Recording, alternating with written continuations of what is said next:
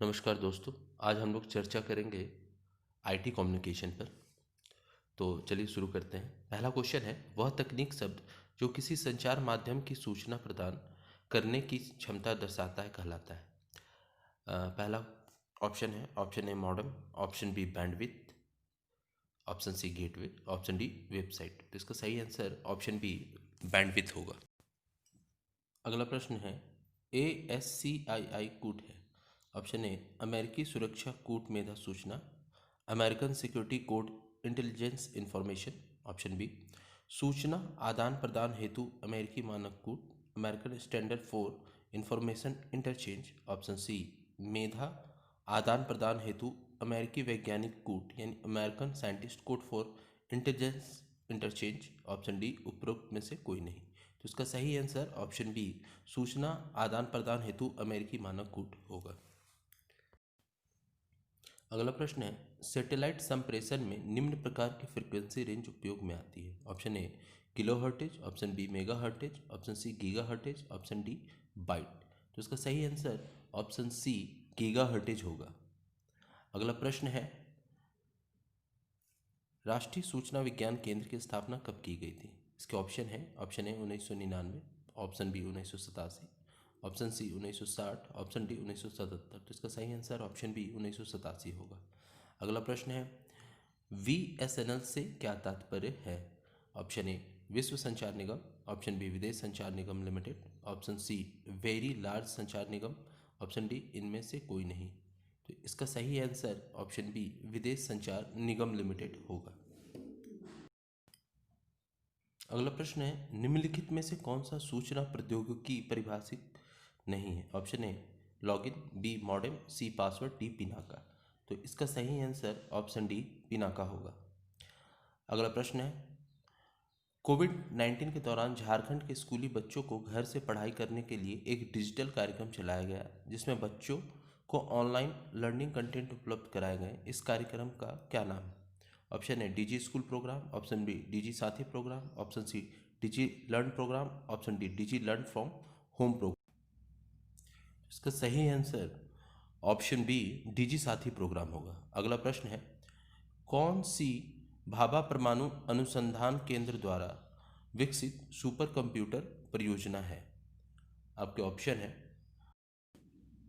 Option A chips, option B Anupam, option C Param Padam, option D flow solver mark. तो इसके सही answer option D flow solver mark होगा। अगला प्रश्न है, किसी प्रोग्राम में बग क्या होता है। Option A statement, option B error, option C signature, option D B और सी दोनों। तो इसका सही आंसर ऑप्शन बी एरर होगा। अगला प्रश्न है, किसी व्यक्ति द्वारा की गई ऐसी कोशिश जिससे वह अपनी गलत पहचान बताकर आपसे गोपनीय सूचना प्राप्त कर लेता है, क्या कहलाता है। Option A phishing trips, option B computer virus, option C spyware scam, option D virus.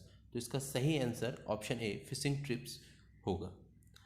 अगला प्रश्न है, कंप्यूटर पर पढ़े जाने वाले अलग अलग लंबाई चौड़ाई की लाइनें वाले कोड को क्या कहते हैं। आपके ऑप्शन है, option A ASCII code, option B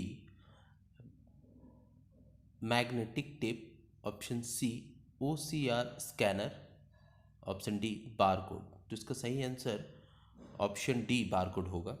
अगला प्रश्न, हाल ही में समाचार पत्रों में ब्लैक रॉक शब्द देखा गया, यह क्या है। Option A android malware, option B बाज पक्षी की एक नई प्रजाति, ऑप्शन सी पुरातात्विक चट्टान, ऑप्शन डी उपयुक्त में से कोई नहीं। तो इसका सही answer option A android malware होगा।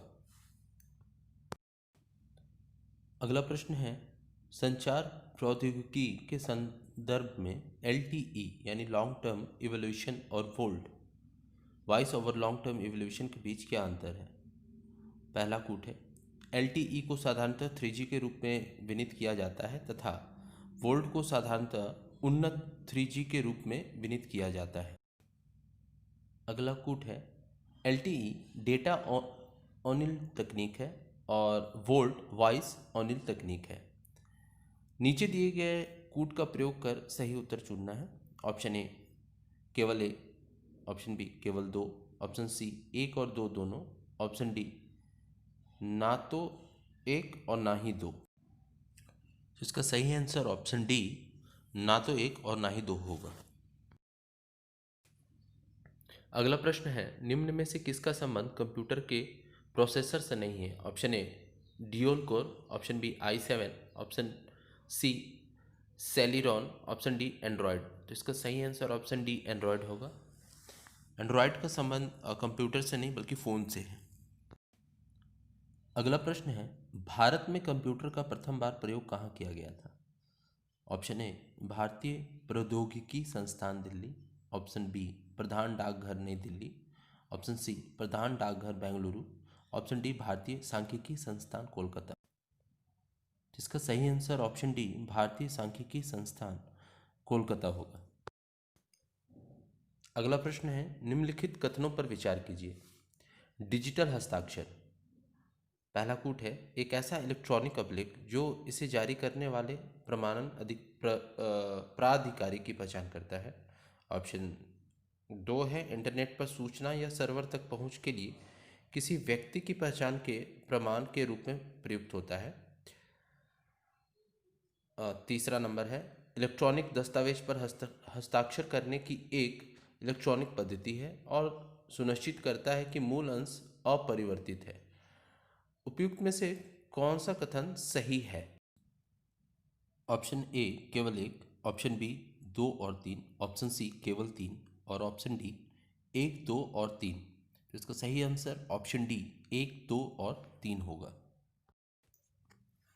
अगला प्रश्न है, सूचना एवं प्रौद्योगिक क्षेत्र की प्रमुख कंपनी आईबीएम ने हाल ही में दुनिया के सबसे तेज माइक्रो प्रोसेसर को भारत में जिस नाम से पेश किया वह है? A dual core power 7, option B dual core power 6, option C dual core power 5 और ऑप्शन डी इनमें से कोई नहीं। तो इसका सही answer option B dual core power 6 होगा।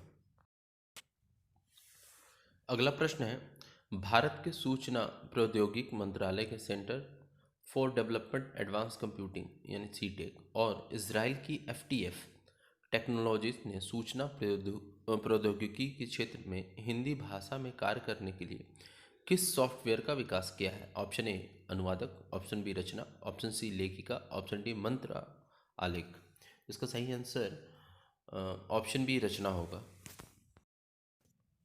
अगला प्रश्न है, www के आविष्कारक कौन है? ऑप्शन ए ली एसफियोंग, option B Bill Gates, option C Watson, option D Tim Berners Lee. तो इसका सही answer option D Tim Berners Lee होगा। अगला प्रश्न है, वेबसाइट नाम में HTTP क्या है? Option A host, option B website का नाम, option C protocol, option D top level domain. तो इसका सही आंसर ऑप्शन सी प्रोटोकॉल होगा।